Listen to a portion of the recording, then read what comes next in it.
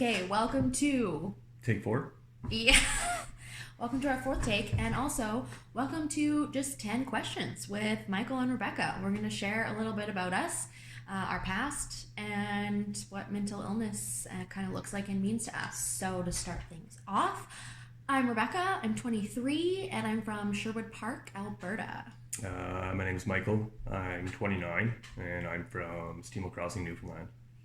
So we wanted to share a little bit about our work experience and just kind of our past. So I ended up going to post-secondary school for broadcast news. So I have a diploma in broadcast news journalism. I worked at a radio station for a bit.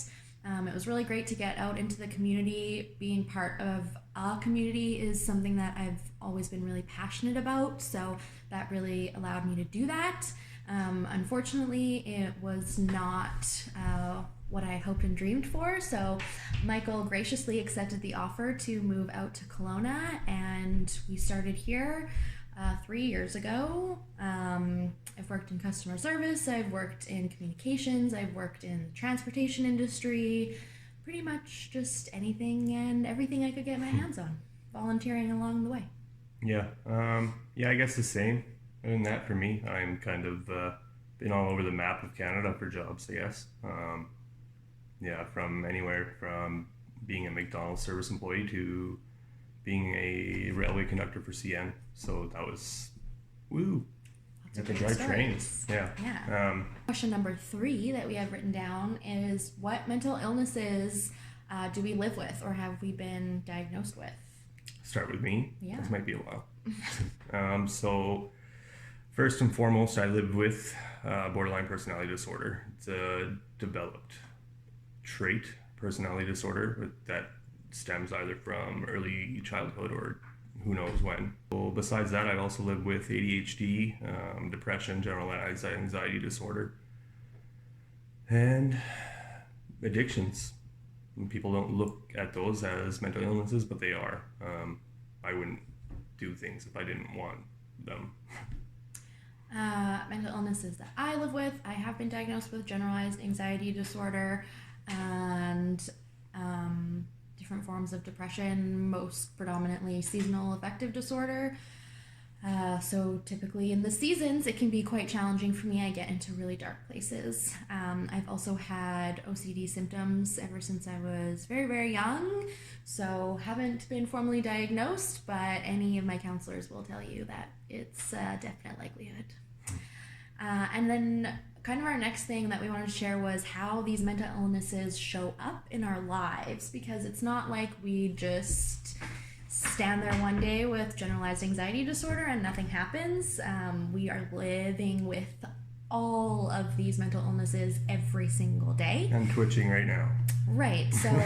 You want to know what anxiety feels like? My arm is currently twitching. Yeah, I'm pretty constantly either shaking or vibrating, especially when my anxiety is really bad. It will also show up in fidgeting. I'm not a fidgeter, like in any form of the word, Michael will tell you, but when my anxiety is really bad, I will fidget with anything and everything, including peeling like the skin off around my nails. You're all very familiar with that, or picking my nails, or playing with my hair. I play with my hair a lot. I've done that constantly as a kid. Yeah. Whereas my OCD shows up pretty normally. You kind of would just think of it maybe as like a neat freak, but it's not. It's tendencies that I have to actually do to get them out of my body, or else I'll be fixated on them. So if Michael, it happened earlier today actually, Michael rinsed off like a toothbrush or something of mine, and he's being very kind and rinsing off this toothbrush. I have to go then and do what I would normally do, right, with the brush, or I'm not the same. Like, I can't handle it. Or same with the dishwasher. If he loads the dishwasher, I have to go in and change it all. It looks great every time. Yeah, there's nothing wrong with it. It's just, that is what it is. Pattern recognition. Yeah, lots of other things, but we've written blogs on both of them, so you can definitely go check those out. What does that look like in my life? I mean, every day getting up, struggling to get up, having a near death experience drowning. I don't go in the lake here. That's an everyday thing. It's a beautiful lake. It's everything I want, but I literally can't put my toe in. Confusion every day. Not being able to make a correct decision without thinking of another one. Right. So it's like maybe we're in class or we're in a presentation or something, and he has to constantly be on his Questioning. phone or doing something else in his mind, and it's not necessarily him being rude or not paying attention. It's just what he Does. yeah. Yeah. No, I have a different mindset, I want to say. I jump. Would that be the right way Yeah. to say it? I jump from one thought to another, and without processing those thoughts. So it just continuously form over and over and over and over thought, one by one. And it can go from 0 to 100 real quick. Yeah. And that's not necessarily happiness to anger. It could be anger to happiness, or it could be sadness or frustration. Yeah. It's just from one emotion to the next very differently, very quickly, I would And say. I think it's triggered, most of it. Could be. And it's not necessarily anything anyone else does, period. It's me. And that's the hardest part about borderline, is trying to explain that it's me and not you. To that, we have borderline personality resources and infographics. Again, check that link in our bio. It's got it all. Moving right along. So why then is mental illness awareness important to you? For me, because I want to be healthy. Truthfully, they say that there's no cure for what I currently have. I don't believe that. So that's kind of what awareness is going to do for me. It gives this a bigger light. Mm-hmm. Yeah, I think for me too, and I saw something the other day where someone kind of poo-pooed the whole awareness thing. Like, it already exists, of course, people are aware of it, but they're not.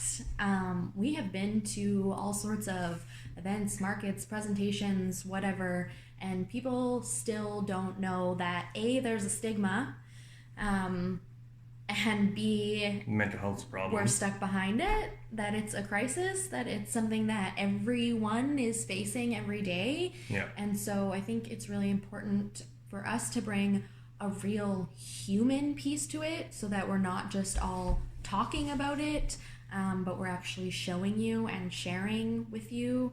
I think it's just an important thing to understand, just like we think other physical health things are important to others understand, or other things that are happening in the world Yeah. are important to understand, and we want to give a voice to that. I mean, like, the statistic is that what, 1 in 5 Canadians live with mental illness. With that fact being said, if you had 1 in 5 Canadians walking around with a broken arm, is someone going to say something? Yes. Yeah. But guess what? Nobody's saying anything about this 1 in 5 broken minds. Yeah. So what keeps you going every day? You. Yeah, I can start there. I wouldn't be here without you, so that's probably the biggest part. Family, connection,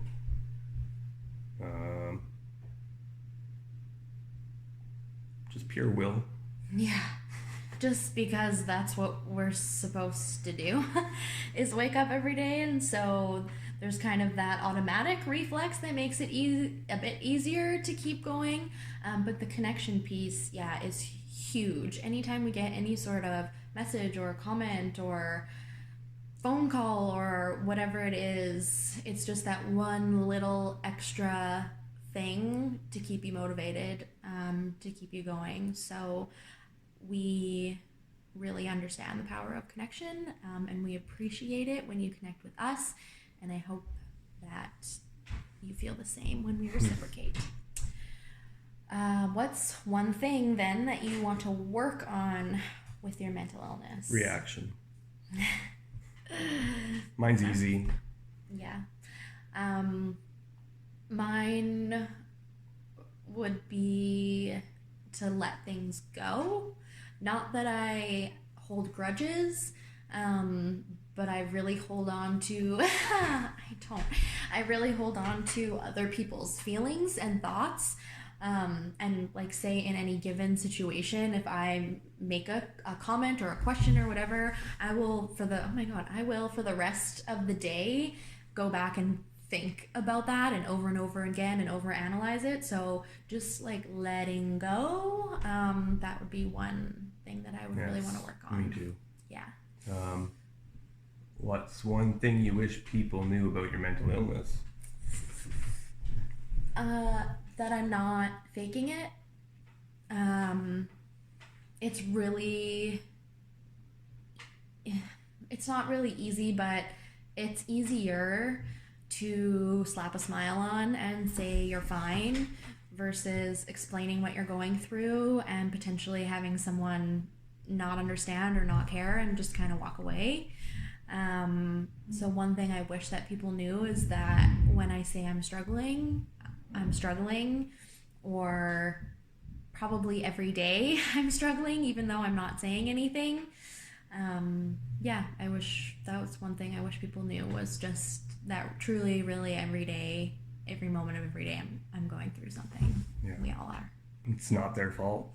Not my illness, but I mean mental illness in general. What's one challenge you've overcome with your illness, maybe in the last year or just in your life? Reaching out. Yeah. So this year I checked myself in twice to Kelowna General Hospital for psychiatric help. That's a scary thing to do. Putting yourself in someone else's hands when you don't necessarily trust that they're going to give you the help that you think you're going to get, period. And trusting that and chancing it, no matter if it works for you or if it doesn't work for you. But taking that leap, I think, was the thing that set everything in motion for me. Yeah. I want to say talking about it, to be honest.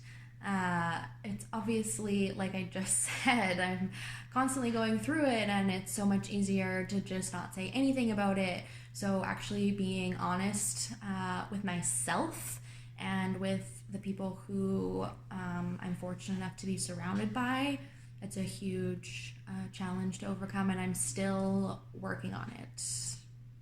Yeah.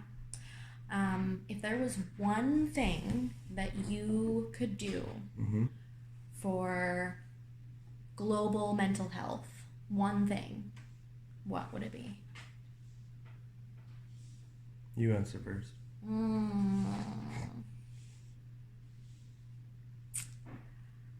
I would give hope.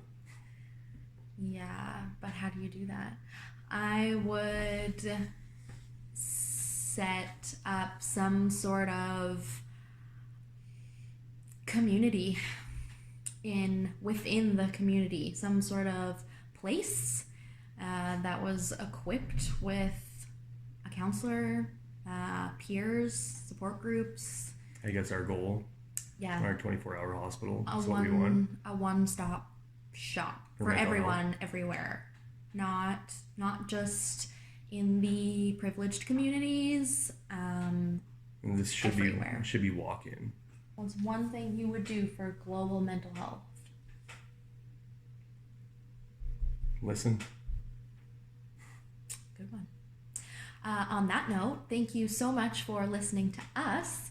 If you have any questions at all, please don't hesitate to reach out. We are always, somewhat always available. If we're not, the crisis line is.